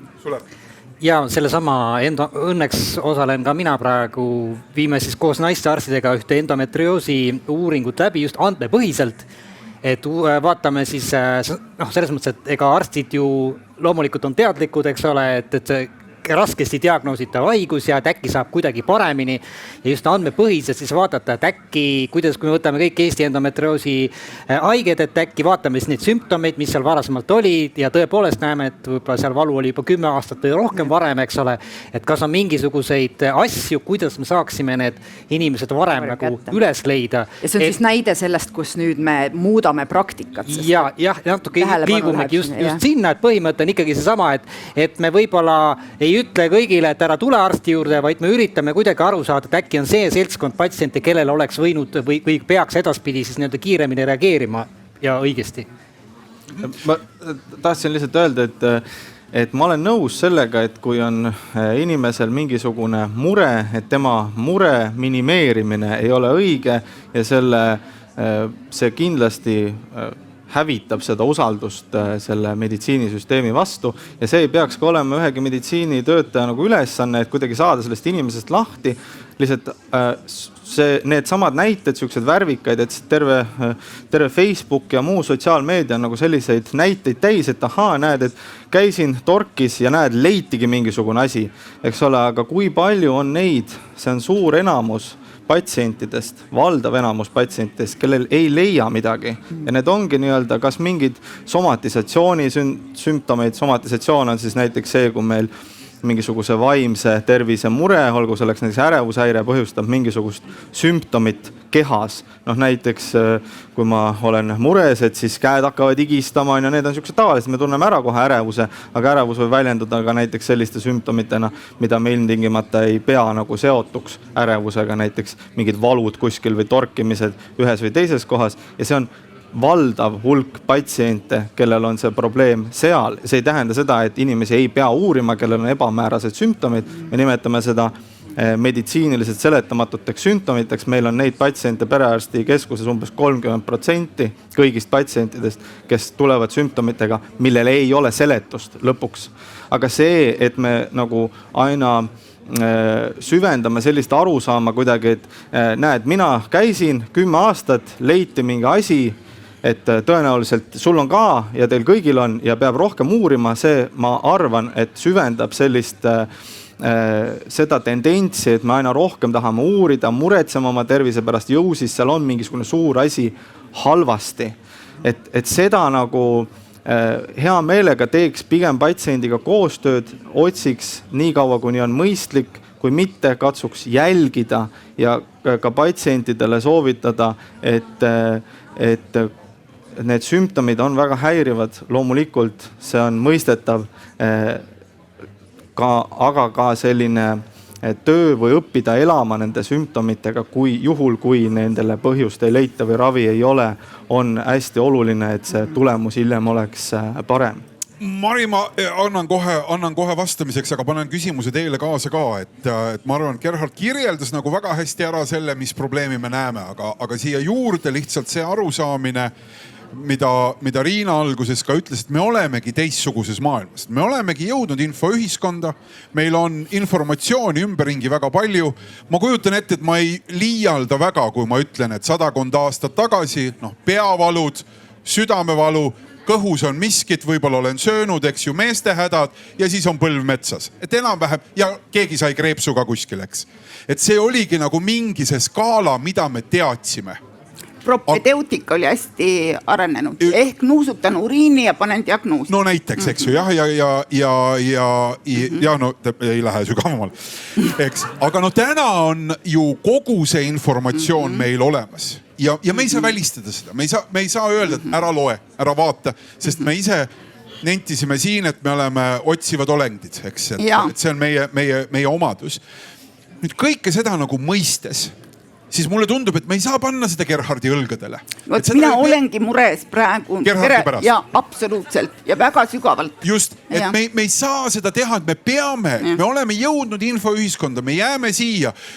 Täna sündinud beebide grupp, homme sündinud beebide grupp, seal edasi 4. lapsena sündinud augusti alguse beebide grupid ja kõik need. See on selleks, et jääda. Mis see muutus tegelikult siis on, mida me peaksime tahtma süsteemis, et selles ellu jääda? No ma tooksin ühe näite, mida tegelikult ma põhimõtteliselt ei saa aru, miks Eestis seda ei ole samamoodi sarnaselt rakendatud. Juhtusin ühe projekti peale, mis Ameerikas perearsti süsteemis on siis tehtud. Võeti välja need, kes on kõrge vererõhuga ja need, kelle veresuhkur ei ole, eks ole, siis nagu heas konditsioonis. Ehk siis metaboolne sündroom ja kõik see, mis on, eks ole, mida ka plaaniliselt vastutus perearsti peale, et need inimesed elaksid kaua, tervena käiksid tööl tänasel päeval. Tehti need samad vidinad, millega saab inimene kodus, eks ole, jälgida oma näitajaid ja mitte telefonikõne Gerhardile, vaid on, eks ole, siis nii-öelda programm, mis näitab neid, kellel on alarm, et asjad on korrast ära. Perearstikeskus saab kutsuda välja need, kellel on asjad korrast ära ja tegeleda nendega. 6 kuu jooksul saadi normväärtused üle 90% patsientidest. See 20 minutit juttu, lähme nüüd koos jalgrattaga sõitma või kõndima, eks ole, sai maksimaalselt 60% edenemist. Ja perearsti iga tööpäeva aega hoiti kokku 27 tundi. Ma 3 korda lugesin 27 tundi, 24 tundi ööpäevas. Tähendab meeskonna aega, mida perearst saab kasutada kas enda täiendamiseks, millekski muuks. Ja teine pool, need inimesed said tervemaks, nende haigusseisund ei süvenenud. See näitaja, veresuhkur näites, eks ole, mis siis ööpäeva ringselt läks, eks ole, siis keskusesse, programm tehisaru analüüsis ära, korjas sealt välja need, kellega Gerhard, eks ole, peaks süvenenult tegelema. Ja see on kulutulusus. See on see, mida me võiksime teha. Mitte lihtsalt vastutus inimesele, täiendav vastutus perearstile ja ütleme, ise olete süüdi. Riina. Ma vaataks ka mingit taolist tüüpi lahenduste poole, et näiteks see sama veresuhkur tähendab, et meil on veres liiga palju suhkrut, meie veri on liiga siirupine ja seal on nagu mingid lahendused, ja mul on tunne, et me ühiskonnana tervikuna peame õppima ära, mis see tähendab, kuidas me seda veresuhkrut siis tegelikult nagu haldame sellest tänapäeva keskkonnas, eks, ja mul on tunne, et me ikkagi võrreldes sellega, kui palju me investeerime nende tagajärgedega tegelemisse, kui me 30 miljonit investeeriks sellesse, et ma ei tea, see kultuuri sisse viia on ju narratiivide abil, pluss teha sellist tüüpi programme, näiteks inimestel, kellel juba on metaboolne sündroom, et ma arvan, et see oleks absoluutselt efektiivne. Pange kõrvale, eks ole, niiviisi praegu nüüd Gerhardile tulen sisse ja ütlen, et minu veresuhkur oli eile, eks ole, näiteks 9. Või tuleb ööpäevaringselt, eks ole, niiviisi igapäevaselt arvutisse ja ta objektiivselt näeb. Mitte mina, eks ole, tulen. Inimesel on tegelikult antud võime ka valetada. Me peame sellega ka arvestama. Kuni 9. eluaastani on see norm, eks ole. Ja kui me tahame, et arst minuga tegeleks, siis ma natuke võimestan, ma natuke räägin sinna juurde veel, kui hull see asi on, eks ole. Ja kui palju läheb arstile selle aega, et saada aru, mis seal tegelikult on. Häda on lihtsalt selles, et me võime igasuguse... Kohe Gerhard tulen sinu juurde, Sulev kõigepealt. No tegelikult ma tahtsin nagu jätka seesama teemat, et ma arvan, et me väga aeglaselt sinna poole põhimõtteliselt liigume. Et see oli üks näide, nüüd see veresuhkru mõõtmine, teine näide on ilmselt perearst võiks juba sedagi arvutist näha, et kellel on rohud otsas ja juba mitu kuud tagasi oli otsas ja peaks olema nagu retsepti saanud. Et ma arvan, et me sinna poole tegelikult liigume, et andmepõhiselt nii-öelda varustada kas siis perearsti või ka patsienti ennast sellest, et ta peaks midagi tegema. Aga ma olen ka veendunud, et me selgelt liiga aeglaselt, et meie oma eluajal seda võib-olla ei näe, eks ole, võib-olla mõned põlvkonnad veel, et tegelikult võiks see palju kiiremini toimuda ja tegelikult kõik vajalikud kompetentsid on Eestis tegelikult selleks nagu olemas. Küsimus ka andmed. Ja ka andmed on suuresti olemas. Selle voodi näite panna üles. Et mulle tundub, et see voodi näite, madratsi näite, eks ole, mis on olemas. Paneme voodi näite. Puldis mõistetakse kohe. Ma lõpetan oma mõtte veel ainult ära, et ühesõnaga tegelikult on andmed olemas ja minu arvates jääb nagu kahe asja taha, et üks asi on see, et meie õigusruum on küllaltki väga-väga konservatiivne ja õigusruum on konservatiivne sellepärast, et meid kõiki on lapsest saadik õpetatud, et meie tervis on hästi salajane asi ja sa ei tohi kellelegi rääkida, mis haigused sul on, et väga delikaatne ja võib-olla mina nüüd psühhiaater võiks öelda, et kas see on nii, et tegelikult ma kujutan ette, et kui me räägiks oma tervisest natukene rohkem avalikult ja ei võtaks seda nii salajase ja isikliku asjana, et äkki me tegelikult oleksime kokkuvõttes vähemalt vaimselt tervemad. Põhimõtteliselt jah, kellelegi peab rääkida saama. Aga ma tahtsin lihtsalt seda, et mul on nagu selles mõttes on hea meel, et kõik teavad seda sõna perearst, et hirmus nagu populaarseks on saanud ja aina populaarsemaks aastakümnete jooksul nagu kogu aeg kõik aina rohkem perearst ja siis kõik asjad jälle perearst võiks seda ja teist ja kolmandat teha, aga häda on nüüd selles, et kui OSKA tegi 2023 oma raporti, kus ütles, et meil on 860 perearsti Eestis 2023. Et kui nüüd sama tempoga läheb edasi, mis mahuga meil neid juurde tuleb, eile oli siin kuidas päästa esmatasandi tulevik ka, et see sama nii-öelda metsatulekahju on meil silme ees, et 2033 siis on meil 690 perearsti. Ehk siis 860 pealt 690 peale, et kui meil praegu ei saa seda kätte telefonitsi oma perearsti on ju, või ei ole aega vastuvõttu teha. Et siis kui te mõtlete, et meil on nüüd neto 170 perearsti vähem veel, et siis hakata mõtlema, et ta võiks veel seda teha, siis ta võiks mingisugused retseptid veel kuskilt kätte saada, et kõik asjad võiks nagu tulla ja jälgida ja siis kui keegi on kiirabi kutsunud, siis see perearst võiks juba proaktiivselt tegutseda. Et ma võiks igast asju teha loomulikult, et see on fantastiline, et usaldate mind, ma ise ei tunne ka, et ma ei oleks võimeline seda tegema, et see on minu arust väga täitsa tore tegevus ja nii, aga siis kuidagi võiks see veel 24 tundi mulle sinna päeva kuidagi panna, et siis nagu ma saaks seda asja teha. Aga praegu jah tõesti, et neid asju ei ole võimalik teha, aga et tore oleks, kui meil neid nii-öelda spetsialiste ja tegelasi, kes seda asja nagu toimetaksid, oleks rohkem ja jällegi nagu Riina ütles, et võib-olla ühiskonnas oleks rohkem seda nii-öelda teadlikkust, et inimesed teavad siis, et miks liiga tihti ei tohi jäätist süüa, et nad pärast ei tuleks selle glükoosisensoriga minu juurde neid numbreid vaatama. Ei muidugi kõik ei tule, aga selles mõttes oleks väga tore, et kui meil oleks nii-öelda, kui nendel inimestel, kellel see probleem on, võtaksid ise selle vastutuse, et ma jälgin oma seda glükoosi andurit, ma vaatan, mis need tulemused on, teen ise oma vastavad valikud selleks, et mul see veresuhkur oleks pidevalt normivahemikus selle asemel, et võib-olla järjestikutstel visiitidel tõdeda seda sama asja, et tõesti endiselt on kõrge. Aga mulle tundub, Gerhard, ma kohe annan sulle, Riina, et sa ju kirjeldadki seda meie põhidilemmat.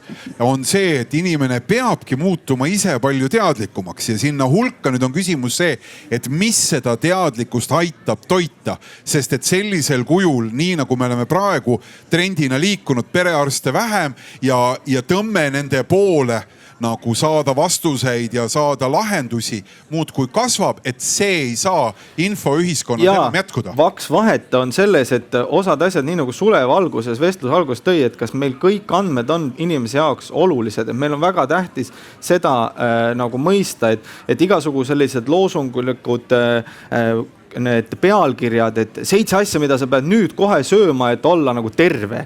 Et noh, see on absurd, on, et inimesed, et see on selline olukord, et mul auto on nagu täis mudane ja siis ma mõtlen, et oi, aga vot selle käigukangi nuppu, vot sellega ma tegelen nagu väga hoolikalt, eks ole. Aga muu on kõik puruks ja kõik on katki. Et noh, et tõesti need olulised asjad, inimesed tulevad minu juurde, küsivad, et kas ma peaksin sööma nüüd rohkem brokolit või lillkapsast, et kumb see tervis. Reaalne küsimus. Ei, no on eks ole. No, ja, noh, üldiselt need näited, mida ma teen, ei ole nii värvikad, kui päris elu on, sellepärast, et ma ei ole nii... Aga see puus oli ikka päris või? Ei, see on päris, et noh, et mäda voolas välja. Aga tähendab, asi on selles, et inimestele jäetakse kohati mulje, et mingisugused pisiasjad, mingid väiksed detailid on hirmus suure kaaluga ja siis tahetakse nagu nende väikeste asjade muutmisega kuidagi saada mingit hullult suurt efekti, aga näiteks kas või vaimse tervise mured, millega me väga suurel hulgal tegelema perearstikeskuses, et kui ei ole need põhiasjad paigas,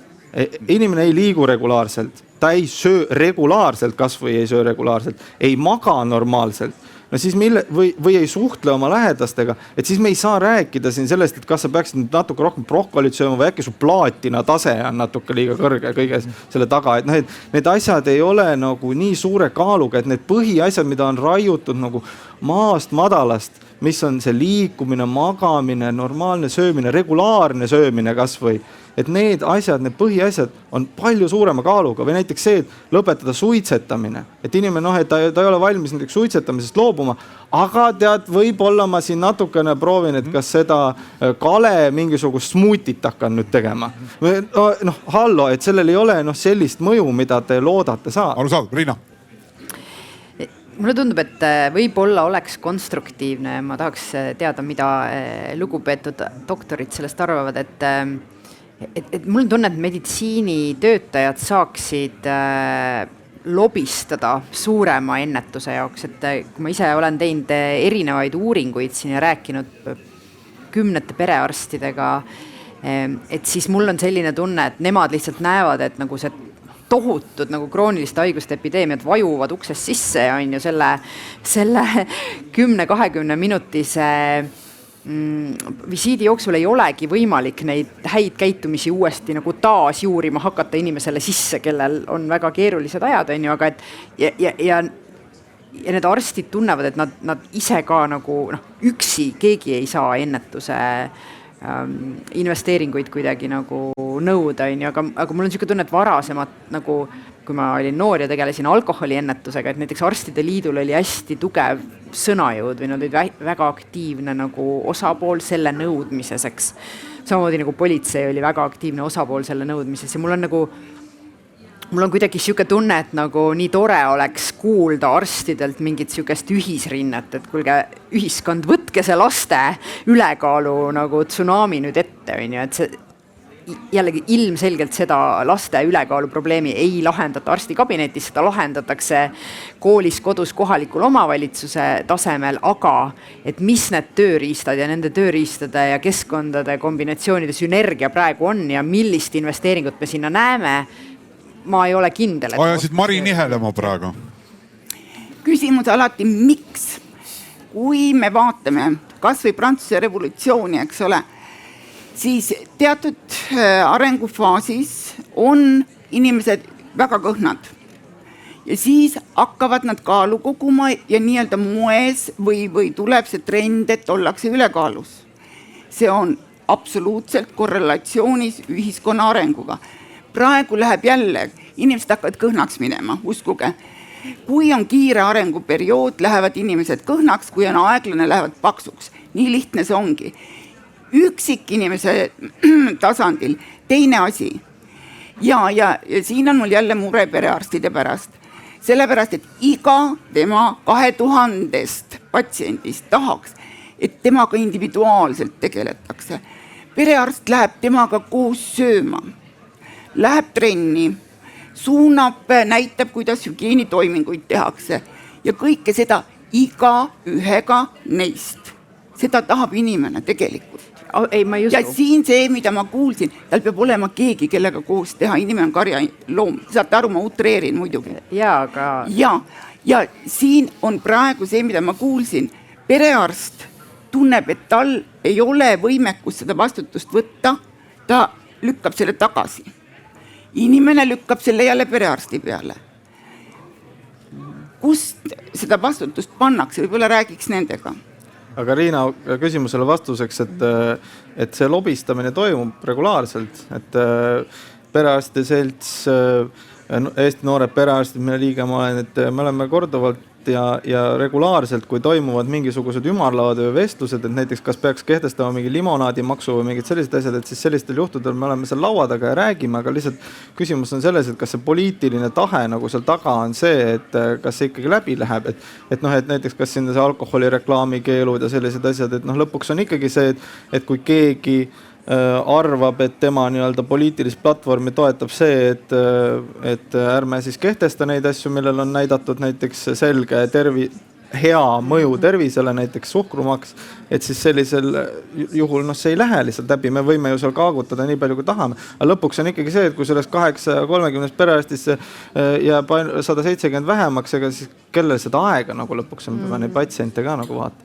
Ma Sulev korraks sinu käest ka nagu selles mõttes, et me jõudsime juba sinna, et rääkige poliitikutega, mis on väga tore, aga mulle tundub, et ühiskond elab nii-öelda mingis omas nagu sellises, ma ei tea, mudelis või süsteemis, mida poliitika mõjutab ainult osaliselt, eks. Kindlasti suhkrumaksul mingi mõju oleks, aga kogu see infoühiskonna ju ülesehitus tegelikult kogu aeg kaugeneb sellest, et ma saan mõjutatud mingist sellest ühest keskmisest.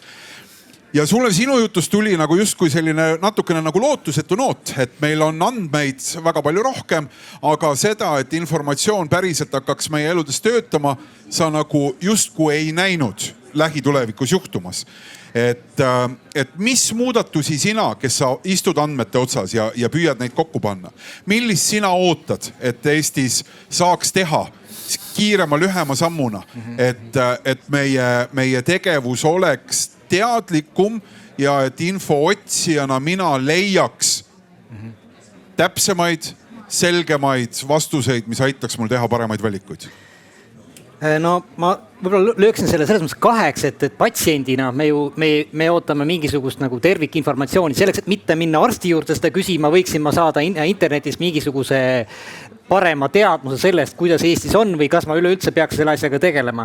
Aga kõigepealt, et sellist informatsiooni või teadmust tekitada kuskile, kas või arstide seas on vaja võtta Eesti andmed ette, vaadata, kuidas siis päriselt on. Kuidas meil ravitakse südamepuudulikkusega patsiente, kuidas ravitakse endometrioosiga patsiente, kui palju meil üldse mingit haigust on, kui pikk on eestlane üldse, me ei tea sellele küsimuselegi vastust. Ja tihtipeale me ütlen, me ei tea seda vastust sellepärast, et kuratlikult raske on seda infot nagu välja sõeluda, et esiteks meid on üldse vähe siin, vähe neid, kes siin nagu oleks võimelised midagi sellist uurima. Õnneks järjest rohkem arste on sellest huvitatud, Gerhard sealhulgas on doktorantuuri astunud, eks ole, et just andmeid analüüsida. Ja ma arvan, et siin patsiendina, mida saaks teha, on nõuda seda, et kõike neid andmeid, mida meie kohta on kogutud, kasutataks rohkem. Miks neid juba ei kasutata selleks, et ma saaksin seda ja seda personaalset teenust? Kelle käest seda nõudma peaks? Varsti on valimised, ikkagi ma arvan, see tegelikult jõuab nagu sinna poliitikasse ja tegelikult see on õige, mida ikkagi Riina ütles, et ega andmeteadlast võib-olla see ametnik või poliitik ei kuule, et tõenäoliselt ta kuulab arsti rohkem. Või siis arstide konsensust. No. Ma tahtsin veel ühe asja lisada, et ma arvan, et võib ka olla andmete vaatest, et meil oleks ka vaja täitsa nagu uut tüüpi patsiendi esindusorganisatsiooni, sest et meil on olnud selliseid patsiendi esindusorganisatsiooni nagu haiguste põhiselt, aga nüüd meie andmed on nagu looteea andmetest kuni surmani, eks, ja et kui palju nendest võiks meie heaks nagu kasu välja võtta või et kas või näiteks ütleme südamepuudulikkuse teekond, et mitte ainult ei võiks olla meil sellised nagu visualiseeritud tulemid, mida saavad vaadata nii perearstid kui südamearstid, aga võiks ju ka nagu patsiendid ja patsientide lähedased näha neid trajektoore, et mis siis tegelikult juhtuma hakkab, et me kõik vaataksime samu andmeid ja paljudes eluvaldkondades, kui sa tood nagu osapooled kokku samu andmeid vaatama, siis sa näitad nagu komplekssele süsteemile peeglit ja mõnikord tuleb seal selline adaptsioon sellest välja. Ma ainult kasuta 30 sekundit veel, et üks näide oligi seesama südamepuudulikkuse uuring, et kus me siis koos arstidega vaatasime, mis Eestis üldse toimub ja üks väga tuntud arst nagu ütles, et ma olen terve elu nagu tegelenud südamehaigustega 30 aastat pluss ja esimest korda ma näen seda, et mis üldse nagu toimub, et vau. Ehk mulle tundub, et need andmed on justkui olemas, me lihtsalt ei kasuta neid ära ja läheme selle asemel siis otsima sinna Augusti beebide gruppi õiget vastust mingi küsimuse kohta, mis meid sisuliselt huvitab. Et meil oleks vaja seda muutust või seda murret, et meil oleks selle informatsiooni hankimise koht. Aga häda on ka siin see, et need andmete kasutusele võtuga ja ütleme näiteks kas või selle seadusruumi kohandamisega sellele on see, et suur hulk inimesi ja ma arvan sõltumata nagu haridusest ei mõista tegelikult, mis asi on üldse teadus või tõenduspõhisus. No näiteks, et ma mäletan, et mina kunagi enne, kui ma üldse arstiteaduskonda astusin, käisin ortopeedi juures ja mul pidi tehtama üks operatsioon. Ja siis ma olin ise jällegi ärevil, loomulikult meil on mingi tervisemure, mul on mingisugune mure, mingi häda.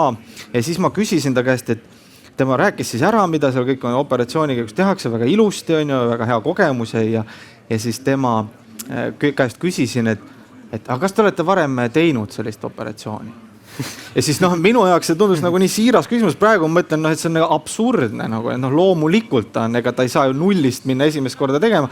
Aga et üldse kuidas kujuneb nagu arstide seas nagu selline teadmus, et mida ühe või teise seisundi puhul peaks tegema. Et ma arvan, et ka suur hulk patsientidest tegelikult ei tea, et kust ma nagu tean, et see ravi on hea või teine on hea. Või mida see tähendab näiteks, et ma ütlen, et see on nagu et sellele ravimil on näiteks hea tõendus või et meil on mingid tugevad andmed selle kohta. Et see, et kuidas üldse nagu meditsiini tegemine toimub, on väga kauge inimeste jaoks. Et see, mida tähendab, et me oleme näiteks uurinud seda asja 10 000 inimese peal. Aga mina olen ju üksi, äkki mul ei ole seda. Nojah, aga me tegelikult tänapäeva meditsiinis tegeleme ainult nagu statistikaga sisuliselt. Me räägime, et see on 90% tõenäosus, et sul on see. Aga inimene ei mõista tegelikult tõenäosusi. Ta ei mõista mingeid riske või ma võin öelda seda manipuleerida väga igasuguste selliste riskidega, mis tähendab, et mu risk infarkti surra on nüüd 5% rohkem. Et kas see on nagu suur või väike või mis ta enne oli või ma võin öelda ka, et on 2 korda suurem. Vaat see tundub palju suurem. Aga kui enne oli näiteks risk 0,05. 5 tundub ikkagi suurem kui 2. Ja, aga 0,05 on 2 korda on ja suurem. Võib-olla nüüd on 0,1 on ja. Okei, aga ma saan sellest mõttest aru, aga see kõik näitabki selle, kui nagu suur see väljakutse on, sest infoühiskond ei lähe ära. Need andmed jäävad siia meie ümber. Ja me ise nagu oleme need, kes me oleme, nagu Mari ütleb, otsivad olendid, et me ei saa nende vanade reeglite järgi enam hakkama. Lõpu mõtte, Riina, ja siis kohe küsin Mari käest. Siis tuleb jälle sellest patsiendi teekondade kaardistamise tööst, mis ma olen teinud ja üks, millest ma tahan rääkida, mida ma tegin koos EKA tudengitega, aga nemad kuidagi leidsid, et see, mis arstides tegelikult natuke tekitas ka ärevust, see idee, et patsiendid näiteks tulevad mingite geeniandmetega ja soovivad vastuseid, on ju, ja alati arstid ei tundnud, et neil on see pädevus seal kohe öelda. Aga siis mõlemale poolele tegelikult tundus väga vastuvõetav mingi selline identiteedinihe, et nad sellisest vanast paternalistlikust, et üks teab kõike ja teine ei tea midagi, mudelist liiguvad sellisesse kaasdisaini arutellu. Et mina, kes ma olen patsient, mul on teadmisi oma elu kohta ja oma ajaloo kohta ja arstil ja võib-olla mul on mingid andmed, millest ma ei saa aru ja arst ütleb, et ahah, okei, ma tegelikult ei tea selle olukorra kohta, mida sa kirjeldad, aga mul on tohutu kogemus ja kõik need kataloogid ja ajakirjad ja ma saan vaadata ja mõtleme koos ja proovime koos disainida sellised lahendused nüüd sulle, mis oleks sulle tehtavad, mida sa oleks motiveeritud tegema. Ja see natukene nagu kuidagi, arstid ütlesid, et see tegelikult tõi õhku kuidagi sellesse nende enda rolli tunnetusse ja patsientidel oli tunne, et nad on nagu ära kuulatud. Selline mõttemäng. Jah, see on tegelikult ülihuvitav, milline on Gerhard sinu töö 30 aasta pärast, eks ju, et kui sa teed seda, et mis on see, mida sa siis teed, kuidas see protsess kõik välja näeb, kuidas patsient oma terviseinfo saab, võime koguneda siin Paides 30 aasta pärast ja räägime selle detailselt uuesti üle. Aga ikkagi teeme nagu täitsa lõppu, Mari, et terviseärevus või terviseelevus ja ehkki Gerhard oli kindel, et terviseelevust ei ole, on ainult raseduselevus, siis ikkagi ma oletan, et tänase inimese jaoks on olemas soov olla tähelepanelik, märgata, liikuda, toituda ja nii edasi. Ja seal kusagil on see piir, kus see elevus kaotab pinna jalge alt ja hakkab üle kasvama ärevuseks. Lihtsalt siin praegu kõigile nendele, kes on siia lõpuni välja vastu pidanud, siin juba võib-olla on suur hulk kas teadmiste ärevust või elevust, eks ju. Aga nagu tervise teemal ka, et kus kohas see muutub siis nagu mitte vaimselt tervislikuks oma tervise jälgimine, kui ma muidu väga teadlikult püüan neid otsuseid teha ja igapäevastes hetkedes oma elu suunata ja juhtida. See on selline tasuta vastuvõtt praegu lõpuks. Alustan tsiteerides oma vanaema, kes pilve pealt ilmselt vaatab. Söömist, magamist ja enesekiitmist teiste hooleks ei tohi jätta. Ja kui me nüüd, eks ole, niiviisi räägime, siis mina ütlen tavaliselt, mina olen nüüd, eks ole, küll rääkinud. Tähtis pole see, mida mina rääkisin, mida mina seletasin. Tähtis on see, mida sa ise otsustad pärast seda, kui sa oled minu selgitused ära kuulanud ja ise selle järgi teed, eks ole, otsuseid.